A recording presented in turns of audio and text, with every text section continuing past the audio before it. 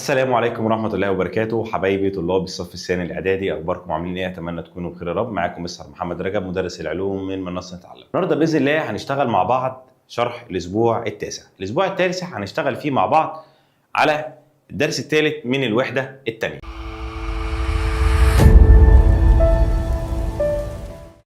الدرس ده هنتكلم فيه على إيه؟ قال لك الدرس ده هنتكلم فيه على حاجة اسمها كيمياء التغذية. الدرس ده للعلم درس ممتع جدا.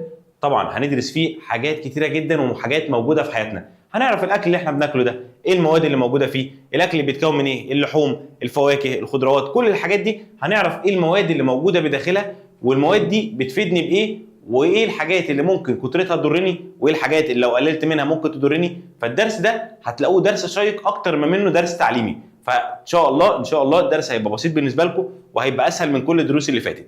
خلينا الاول كده نعرف ايه تعريف علم كيمياء التغذيه. قال لك ده احدى فروع علم الكيمياء اللي بتختص بدراسه انواع المواد الغذائيه في الوجبات الغذائيه.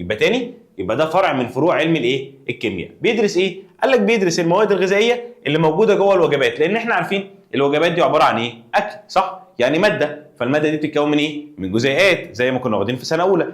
فهو بيدرس بقى الجزيئات اللي بتكون ايه؟ اللي بتكون الاكل ده، حته اللحمه اللي احنا بناكلها، حته فرخه، حته سمكه، الاكل اللي احنا بناكله ده هو بيدرس لك المواد الغذائيه اللي موجوده بداخلها، لان احنا قلنا زي ما قلنا كل ماده بتتكون من جزيئات، فهو بيدرس لي الجزيئات اللي بتكون المواد دي.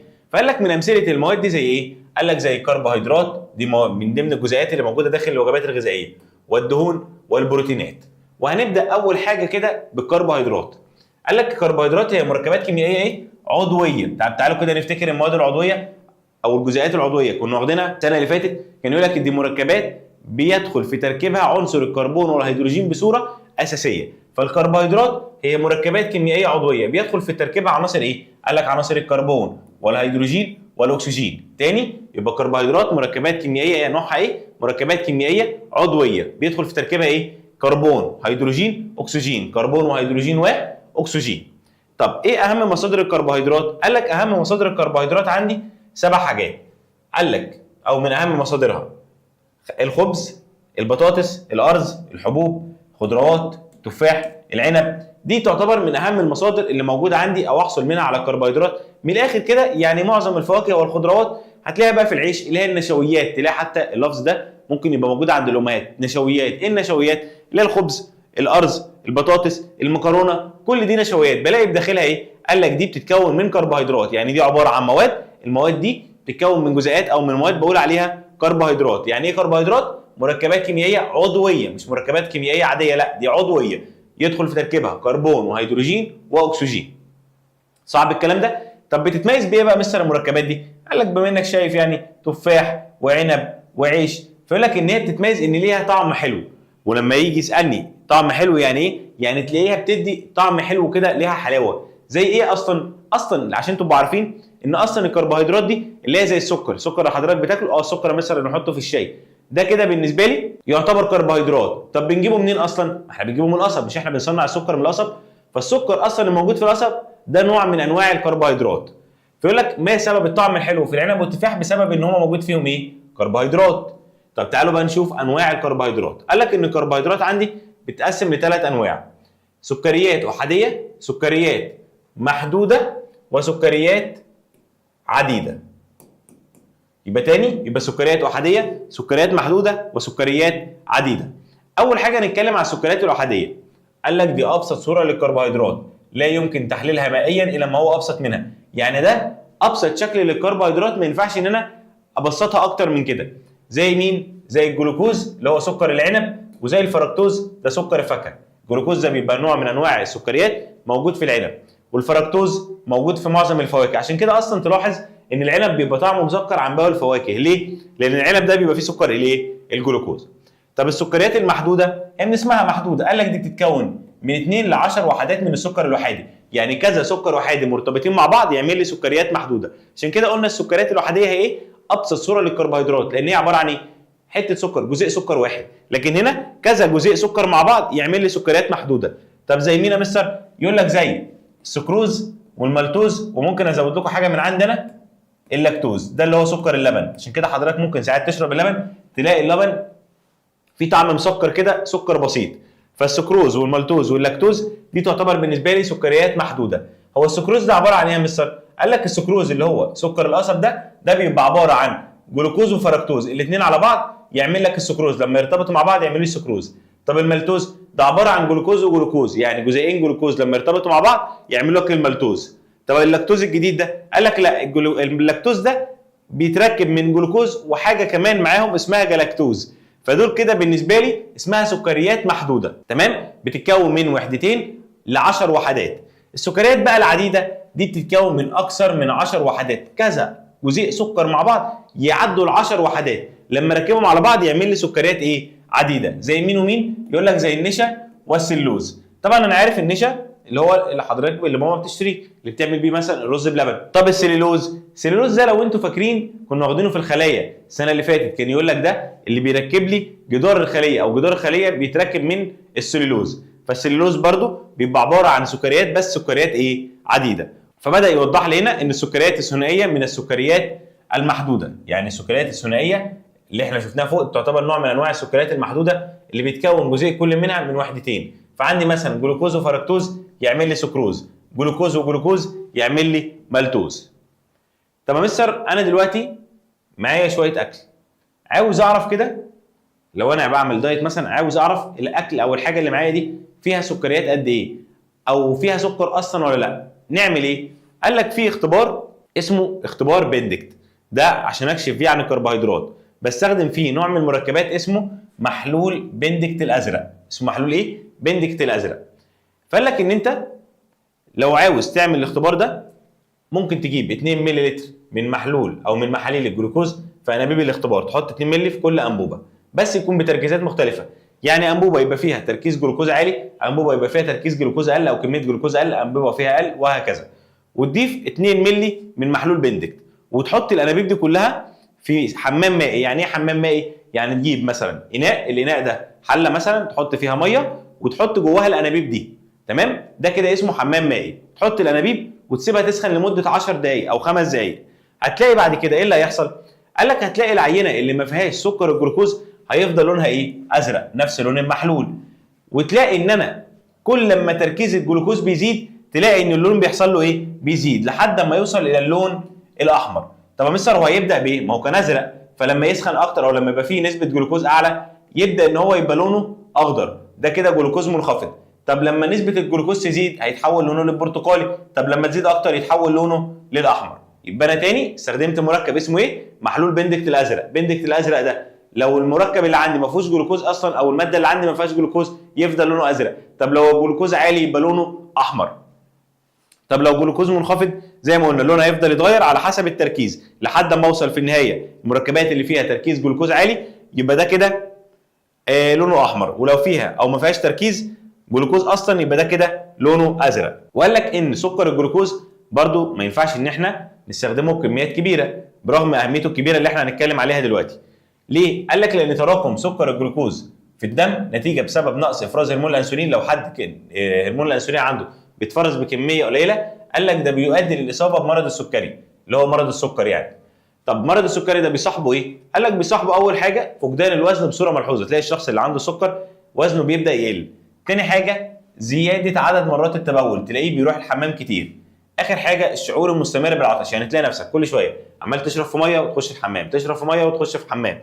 طب ليه كل الكلام ده؟ زي ما قلنا ده تعتبر من اعراض مرض السكري. طب انا مستر عرفت لو في شويه سكريات بسيطه اكشف عنها، طب لو سكريات عديده زي النشا كده مثلا اكشف عنه ازاي؟ يقول لك النشا موجود فين؟ احنا لسه قايلين ممكن يبقى، لما انا قلت لكم على النشويات قلت لكم ممكن يبقى في الرز، ممكن يبقى في العيش، ممكن في البطاطس، في المكرونه. فقال لك هات حاجه من الطبيعه، نجيب ثمره بطاطس ونقطعها نصين ونحط عليها ايه؟ قال لك حط عليها محلول اليود البني المصفر. ايه البني المصفر ده مستر؟ عارفين طبعا البيتادين صح؟ اهو البيتادين ده بيدخل في تركيبه اليود بنسبه كبيره جدا، عشان كده لما بتيجي تاخد نقطه بيتادين تحطها على جسمك تلاقي لونه ايه؟ تلاقي لونه كده بني محمر، بني مصفر شويه. اهو ده بالظبط نفس اللون بتاع اليود. فلو انا خدت نقطه من اليود وحطيتها على حاجه فيها نشا يقول لك ان اليود بيتفاعل مع النشا، وبعد ما يتفاعل مع النشا يبدا ان هو يتغير لونه. يتغير لونه من ايه بقى؟ يتغير لونه من اللون البني المصفر الى اللون الازرق القاتم. زي ما احنا شايفين كده في التجربه، تلاقي لونه بدل ما هو فاتح كده زي اللي قدامي ده يتحول لونه للايه؟ الازرق القاتم، تلاقي لونه ازرق غامق. يبقى معنى كده ان النشا بيغير لون اليود، بدل ما كان لونه بني مصفر بيحول لونه للون الازرق الايه؟ الغامق. طب يا مستر التجربه دي بتفيدني في ايه؟ نفس التجربه اللي فاتت، لو انت معاك حاجه ومش عارف الماده اللي عندك او مش عارف الاكل اللي معاك ده فيه نشا ولا لا، او معامل التجربه دي مجرد ما يتغير اللون تعرف على طول ان فيه نشا. طب لو اللون ما اتغيرش تعرف ان هي ما فيهاش اي نشويات. نفس موضوع التجربه اللي فاتت بنعملها ليه؟ عشان نكشف على نسبه الجلوكوز في المواد اللي معانا. اهميه بقى الكربوهيدرات تعتبر مهمه في ايه؟ قال لك تعتبر مصدر للطاقه، تدعيم وظائف المخ، تدي للجسم طاقه، تدعم الوظائف بتاعه المخ. كمان بيتكون جدار الخليه النباتيه من السليلوز، والسليلوز كده كده تبع الكربوهيدرات. وكمان بتخش في تركيب رحيق الازهار اللي بعد كده النحل ده بيحولها لعسل. طب بتدخل في تركيبات ثانيه او بتدخل لها اهميات ثانيه غير ان هي مصدر للطاقه وبتدخل في تركيب الكائنات الحيه؟ قال لك الورق بيتعمل من السليلوز. ساعات الورق احنا عارفين ان هو بيتجاب من الاشجار، فالورق بيتعمل من السليلوز. قال لك برضو بعض محضرات التجميل، بعض مستحضرات التجميل بنجيبها من السكريات والنشا. وكمان الكبسولات بتاعت الادويه، الكبسوله اللي من بره دي بيعملوها برضو من الكربوهيدرات. وزي ما قلنا ان الكربوهيدرات الكتره بتاعتها او ان احنا ناكلها بكميه كبيره ده غلط. عشان كده يقول لك ينصح بتقليل الكربوهيدرات المتمثله في السكر الابيض والدقيق الابيض في الوجبات الغذائيه، والاعتماد على الحبوب الكامله زي الشوفان مثلا، زي القمح. فاحنا نقلل من استخدام السكر الابيض والدقيق. تمام. فقال لك عاوزين نعمل مقارنه بنفهم حضرتك كده للجزئيه اللي فاتت، نقارن ما بين الجلوكوز والنشا من حيث العناصر المتكونه لها. طبعا الجلوكوز بيتكون من جلوكوز، لكن النشا ده بيتكون من عدد كبير من السكريات. تصنيفه ككربوهيدرات، الجلوكوز سكريات احاديه، النشا سكريات عديده. التاثير على محلول اليود، طبعا النشا لا يؤثر، الجلوكوز لا يؤثر، النشا بيؤثر وبيغير لونه من اللون البني المصفر بيحوله للون الازرق القاتم. تاني نوع من المركبات هي الدهون. قال لك الدهون دي مركبات كيميائيه عضويه برضه بيدخل في تركيبها نفس العناصر اللي بتدخل في تركيب الكربوهيدرات، اللي هم كانوا مين؟ اللي هم الكربون والهيدروجين والاكسجين. وتمد الجسم خد بالك من الكلمه دي، بضعفي الطاقه اللي بتمد بيها مين؟ كربوهيدرات. تاني يبقى الدهون دي عباره عن مركبات كيميائيه عضويه بيدخل في تركيبها نفس العناصر اللي هي السي والاتش والاو، لكن الفرق ان هي بتمد الجسم بطاقه ضعف اللي بتمده بيها مين؟ كربوهيدرات. طب انا مستر الدهون دي زي اللي موجوده فين؟ قال لك زي اللي موجوده في الزبد، طبعا ماشي عارفين يا مستر، والسمنه والزيت. طب موجوده فين كمان؟ يقول لك في البيض. موجوده في البيض يا مستر؟ موجوده في البيض. موجوده كمان في اللبن، موجوده في اللحوم زي ما احنا شايفين قدامنا، موجوده في المكسرات ودي حتى بنقول عليها دهون صحيه، موجوده كمان في الزيوت النباتيه. نرجع تاني لجزئيه كده مهمه، هو احنا اصلا لما بنيجي ناكل كميه من الكربوهيدرات لو كميه كبيره احنا بنقول لازم نقلل من الكربوهيدرات. طب ليه يا مستر؟ عشان هيجي لي مرض السكر؟ لا، ممكن ربنا طبعا يعافينا ويعافيكم، ممكن تبقى حضرتك سليم، ممكن ما يجيلكش السكر، بس لو ما جالكش السكر هيحصل ايه؟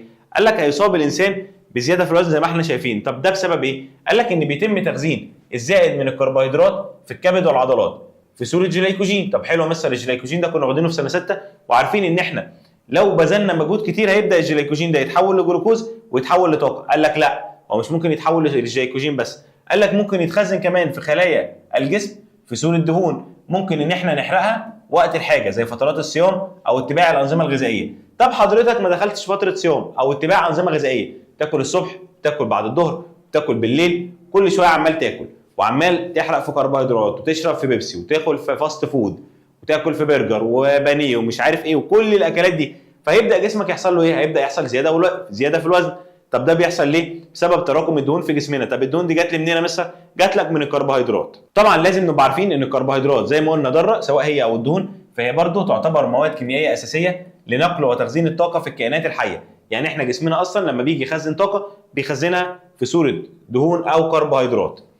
طب يا مستر انت قلت من شويه هي الدهون دي بتمدنا بضعفي الطاقه اللي بتيجي من الكربوهيدرات.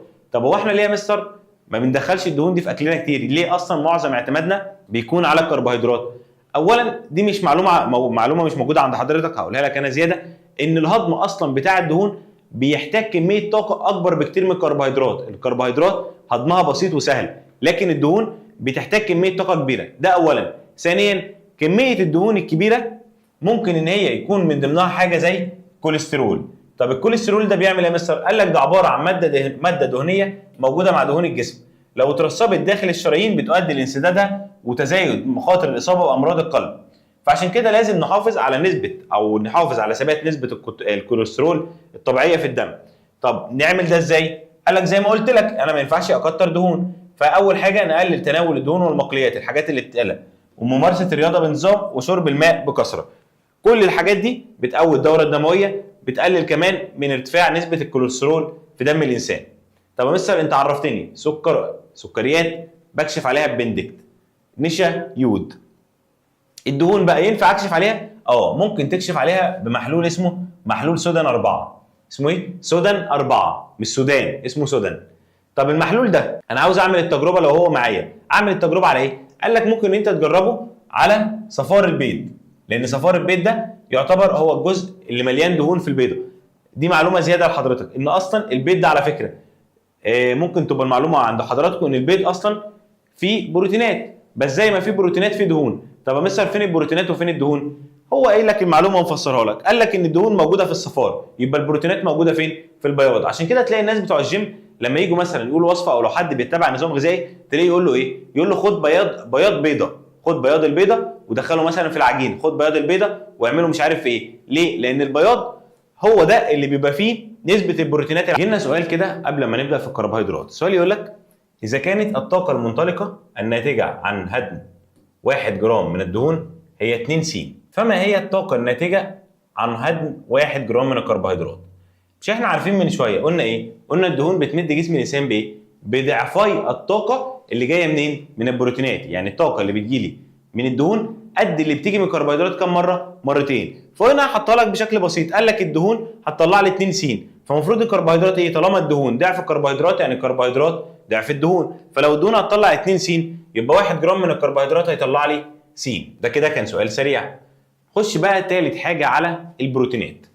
قال لك البروتينات هي مركبات كيميائيه عضويه برضو تتكون من وحدات اساسيه قابله للذوبان في الماء تسمى الاحماض الامينيه. تاني يقول لك البروتينات دي مركبات كيميائيه عضويه بتتكون من ايه؟ قال لك بتتكون من وحدات صغيره تسمى الاحماض الامينيه، وبتتكون الاحماض الامينيه من نفس العناصر المكونه للكربوهيدرات بالاضافه الى النيتروجين وغالبا الفوسفور. تاني يبقى المركبات دي او البروتينات مركبات عضويه بتتكون من ايه؟ بتتكون من احماض امينيه. طب الاحماض الامينيه بتتكون من ايه؟ نفس العناصر بتاعه الكربوهيدرات لكن بضيف عليهم نيتروجين وفوسفور. يبقى البروتينات احماض امينيه، الاحماض الامينيه نفس تركيب الكربوهيدرات اللي هو السي والاتش والاو، بالاضافه لمين؟ بالاضافه للنيتروجين وفوسفور. يعني انا لو جيت اكتب كده رموز تعبر لي عن البروتينات اقدر اقول ان البروتين عباره عن احماض امينيه، يعني كذا حمض اميني مع بعض يعمل لي مين؟ يعمل لي بروتين. طب الاحماض الامينيه دي عباره عن ايه؟ عباره عن نفس تركيب او نفس العناصر المكونه للكربوهيدرات اللي هي السي والاتش والاو، بالاضافه لمين ومين؟ قال لك بالاضافه للنيتروجين والفوسفور. يبقى تاخد بالك كده تاني، حمض اميني مع حمض اميني يعمل لي بروتين. طب سي اتش او اللي هو كربون وهيدروجين واكسجين وهزود عليهم نيتروجين وفوسفور يعملوا لي ايه؟ قال لك دول كده يعملوا لي احماض امينيه. طب البروتينات بقى، قال لك البروتينات دي ليها مصادر مختلفه، ممكن تلاقي لها مصادر حيوانيه ومصادر نباتيه. مصادر حيوانيه يقول لك زي اللحوم الحمراء والبيضاء اللي هي لحوم الفراخ او اللحوم بتاعه الابقار. طب ممكن تلاقيها فين كمان؟ في البيض زي ما قلت لكم في البياض بتاع البيض، تلاقيها كمان في اللبن ومشتقاته، تلاقيها في الاسماك، وممكن تلاقيها في البقوليات، عدس بقى، فول، حمص، كل البقوليات بيبقى موجود جواها بروتين. موجوده كمان في المكسرات. ايه ده مثلا؟ مش المكسرات لسه كانت موجوده في الدهون؟ موجوده في الدهون وموجوده في البروتينات. زي كمان فول الصويا ده برضو من المصادر الغنيه جدا بالبروتينات، برغم ان البروتينات هنعرف دلوقتي اهميتها كمان شويه ان هي بتدخل في بناء العضلات. عشان كده تلاقي ان الناس اللي بيلعبوا كمال الاجسام بيحبوها. حتى تلاقي لو انت سمعت مني كلمه اسمها ايه؟ احماض امينيه، تلاقي يقول لك ايه؟ احنا بناخد امينو. يعني ايه الامينو ده؟ الامينو اسيد ده حمض. الاحماض الامينيه دي بياخدوها الناس بتوع الجيم عشان تساعدهم على ايه؟ عشان تساعدهم ان هم يبنوا عضلات بشكل اسرع. ليه يا مستر؟ لان هو لما بيجي ياكل مثلا حته فراخ او حته لحمه هي فيها بروتينات، بس نسبه البروتين اللي فيها ايه؟ قليله، على عكس البروتين اللي هو بيروح يشتريه جاهز ده اللي هو بيبقى بودره او حبوب او كلام من ده. لما بيجي ياخدوا البروتين ده بيبقى فيه نسبه بروتين عاليه، يعني هو بيبقى بروتين مركز، على عكس مين؟ على عكس الفراخ او اللحمه. فعشان كده بيبداوا ان هم يستخدموا البروتينات دي عشان يعملوا ايه؟ عشان يبنوا جسمهم. لكن برغم ان استخدامها طبعا مهم في بناء الجسم، قال لك لكن الافراط الغير مسؤول في استخدام المكملات الغذائيه اللي فيها احماض امينيه بغرض البناء السريع للعضلات ده بيسبب مخاطر جسيميه للكلى او مخاطر جسيمه للكلى والكبد. فيقول لك علل ليه بقى بيتعرض بعض لاعبي وكمال الاجسام لمخاطر جسيمه للكلى والكبد، تلاقي في مشاكل عندهم في الكلى والكبد. ده بسبب الافراط غير المسؤول في استخدام المكملات الغذائيه اللي بتحتوي على الاحماض الامينيه بغرض البناء السريع للعضلات. طبعا لو عاوزين نكشف عن البروتين قال لك بقى هنعمل العكس، احنا بعد ما جبنا المح لا هناخد الزلال بتاع البيض، اللي هو ايه الزلال بتاع البيض؟ اللي هو بياض البيض، وهنضيف عليه محلول البيوريت. طب محلول البيوريت ده لونه ايه؟ قال لك ده لونه ازرق، يبقى محلول البيوريت ده لونه ازرق. يبقى انا عندي كده كم محلول قلناهم؟ انا عندي كده لحد دلوقتي خدنا 4 محاليل. قلنا اول حاجه السكريات الوحيديه بستخدم معاها محلول بندكت الازرق. طب النشا بستخدم معاها اليود. طب الدهون بستخدم معاها صوديوم 4. واخر حاجه عندي البروتينات بستخدم معاها محلول اسمه محلول البيوريت. فقال لك برضو انت خد جزء من زلال البيض اللي فيه بروتين في انبوبه اختبار وحط عليها شويه قطرات من البيوريت، فلاقي ان اللون هيتغير من اللون الازرق لان البيوريت لونه ازرق هيتغير للون البنفسجي. ده كده الطريقه اللي بقدر اكشف فيها عن البروتينات. يبقى تاني، يبقى انا عندي بندكت بتاع السكريات الوحيديه لونه ازرق بيتغير للون الاحمر بس بالتدريج، يعني لو هو التركيز منخفض يبقى اخضر، لو متوسط يبقى برتقالي، لو التركيز عالي للجلوكوز يبقى احمر. طب هو لو مفيش اصلا سكريات بيفضل لونه زي ما هو. طب بالنسبه للنشا بيتغير لونها من اللون البني المصفر للون الازرق القاتم. يبقى كده عكس بعض، بندكت عكس مين؟ عكس اليود. بندكت كان بيتحول من الازرق للاحمر او البرتقالي، لكن اليود بيتحول من البني المصفر يروح للون الازرق. بعد كده سودان قلنا ان انا مجرد ما احطه بيبدا يكون لي لون ايه؟ بيبدا يكون لي لون برتقالي. طب عندي مين بعد كده؟ البيوريت بيتحول من اللون الازرق للون البنفسجي. طبعا اهميه البروتينات زي ما قلنا تستخدم بقى في بناء العضلات واصلاح ونمو الخلايا التالفه، عشان كده زي ما قلنا اللاعبين بتوع كمال الاجسام بيبداوا يستخدموها كحبوب او يبداوا يستخدموها كبودر عشان تزود نمو العضلات عندهم. تستخدم كمان ده جوه جسمنا بقى في تكوين الانزيمات التي تستخدم كعوامل حفازه، يعني هي بتدخل في تركيب الانزيمات اللي احنا كنا متكلمين عليها كمان الحصه اللي فاتت او الحصه اللي قبل اللي فاتت. تستخدم كمان في تكوين الاجسام المضاده اللي بتدعم الجهاز المناعي المقاوم للميكروبات المسببه للامراض. وطبعا بنستخدمها في ليها اهميه صناعيه، بنستخلص منها الجيلاتين اللي بيستخدم في الصناعات الغذائيه، تمام. بنستخدم كمان في صناعه الانسولين اللي بنستخدمه في علاج السكري. بيستخدم كمان في استخدام الانزيمات في صناعه مسحيق الغسيل لازاله البقع. يعني هي ليها استخدامات كتير جدا في صناعه مسحيق الغسيل، بنستخدمها عشان نطلع منها جيلاتين، بنستخدمها في صناعه الانسولين اللي هو يعتبر برضه ماده عضويه. كل الحاجات دي بيدخل فيها البروتينات. فزي ما قلنا كده الملخص اللي انا لسه قايله لحضرتك، البندكت بيبقى سكر الجلوكوز بيبقى لونه ازرق وبيتغير لونه على حسب التركيز. النشا لونه بني مصفر بيتحول للازرق. سودان بيتحول لونه للاحمر برتقالي. وبيوريت لونه ازرق بيتحول لبنفسجي. حل مع بعض اخر جزئيه قبل ما نقفل الدرس بتاعنا. سؤال بيقول لك ما نوع الغذاء الذي يعطي لون بنفسجي عند خلطه بمحلول البيوريت؟ احنا قلنا البيوريت ده بيستخدم مع مين؟ مع البروتينات. حتى انتوا ميزوها بالحرف ب بيوريت بروتين. فانا عشان استخدم البيوريت بستخدمه مع البروتين. السؤال اللي وراه، عينه غذائيه تعطي مع محلول اليود لون ازرق كاتم، يعني دي معنى كده ان فيها نشا، ومع كاشف البيوريت لون ازرق، يعني لا بروتين، يعني ما فيهاش بروتين لان المفروض يتحول لونه للون البنفسجي. ومع محلول صوديوم 4 لون برتقالي محمر، يعني فيها ايه؟ يعني فيها دهون. ما محتويات هذه العينه؟ نشا ودهون. ايوه صح، احنا لسه مفصصينها فيبقى فيها نشا ودهون. نشا وبروتين؟ لا مش بروتين عشان البيوريت ما اتغيرش. طب بروتين ودهون؟ لا برضه مش بروتين. نشا وبروتين؟ برضه لا. المخطط التالي او المخططات التاليه توضح مكونات 4 عينات مختلفه من الغذاء متساويه الكتله. اي هذه العينات تختزن القدر الاكبر من الطاقه؟ نمشي واحده واحده. العينه الاولى فيها نسبه ميه كتير فدي مرفوضه، والعينه الثانيه نفس الموضوع. طب العينه الثالثه والرابعه؟ العينه الثالثه الرابعه برضه فيها نسبه ميه كتير. العينه الثالثه فيها نسبه كربوهيدرات كتير، فدي اكتر عينه هيبقى فيها كميه اكبر من الطاقه. الشكل التالي اللي هو الشكل اللي قدامي ده يمثل جزيء بروتين. ما الذي تمثله الكرات في الشكل؟ احنا قلنا البروتينات بتتكون من ايه؟ من اجزاء صغيره تسمى احماض امينيه. فالكرات دي هتبقى عباره عن احماض امينيه، لان الاحماض الامينيه حمض اميني مع حمض اميني مع حمض اميني يتجمعوا مع بعض يعملوا لك بروتين. لحد هنا نكون وصلنا لاخر جزئيه موجوده عندنا في الدرس بتاعنا. طبعا انا عارف الحصه قصيره، درس عدى بسرعه. اتمنى يكون الدرس طبعا بسيط زي ما شرحناه، مفيش اي حاجه صعبه، مفيش اي حاجه مش واضحه. اتمنى لو في اي مشكله او في اي حاجه حابين نسال عليها نكون طبعا موجودين معاكم في اي وقت. شكرا لكم. كان معكم مستر محمد رجب من منصه تعلم. مع السلامه.